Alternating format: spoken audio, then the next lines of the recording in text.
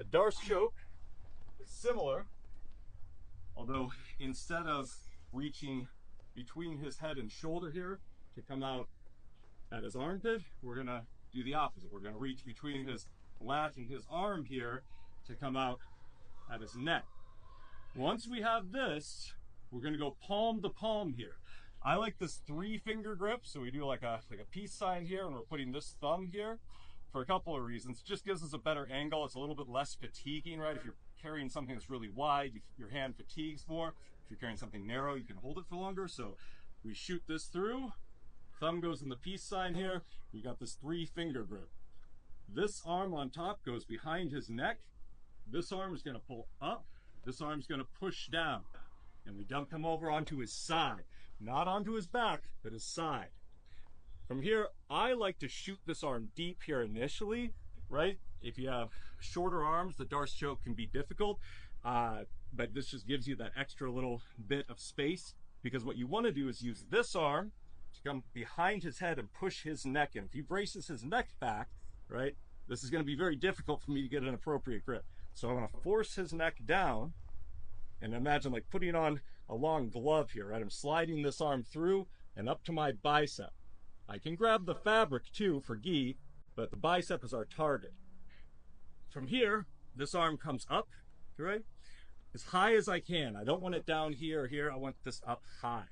And now I'm gonna post on my head, right? So I'm gonna drive forward, post on my head, and the mechanics of this, I want to turn my body this way, right? So as I lock this up and I turn here,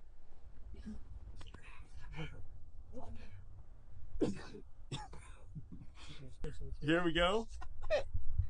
Thumb goes in the fingers, right? So this 3-finger grip, push, pull, here, shooting this deep, grabbing my bicep.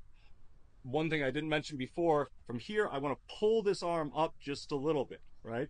So it starts off initially deep. Once I have it next to my bicep, I'm going to pull it up here to change the angle, because on his neck, there's the carotid artery right about here, and there's the muscle of his neck.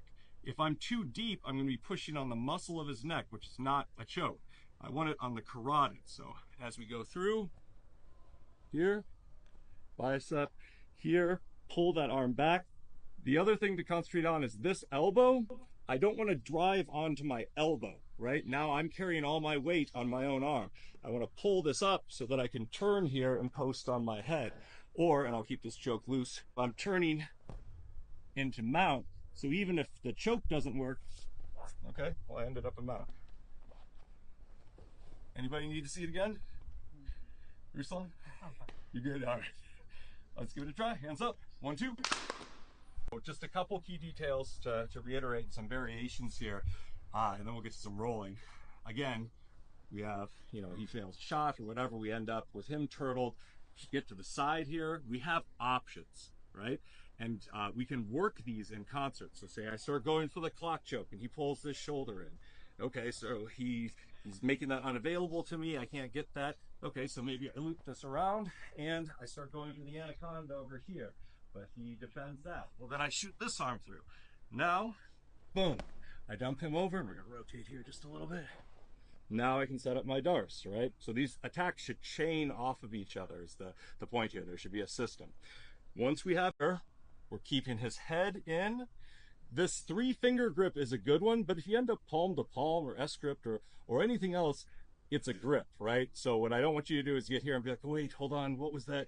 Like if you have the grip, just take the grip, right? That's the take-home message. But the 3-finger grip, again, is you make a peace sign, you put this thumb right in the middle, and then you're grabbing these 3 fingers. From here, you're keeping his neck and head forward, and you're gonna shoot this arm through until you get to your bicep. You can grab the fabric, but bicep is better because it'll translate to no-gi, and this arm goes up high on his back. Now, once you have this set up, you want to pull this arm back, right? So it doesn't stay out here. This is how you establish this grip, but you pull it back then. And once everything is locked up, you're posting your head on the mat and you're turning your shoulders this way. And this is why it's important not to have this elbow down on the ground, because there's drag or there's resistance here. It has to be up so we can turn as our head is posted on the mat. And if we can get all the way to mount, great. Some people will do this from the side. They'll hook the opponent's legs and pull that way. There's other ways to end the Darce choke.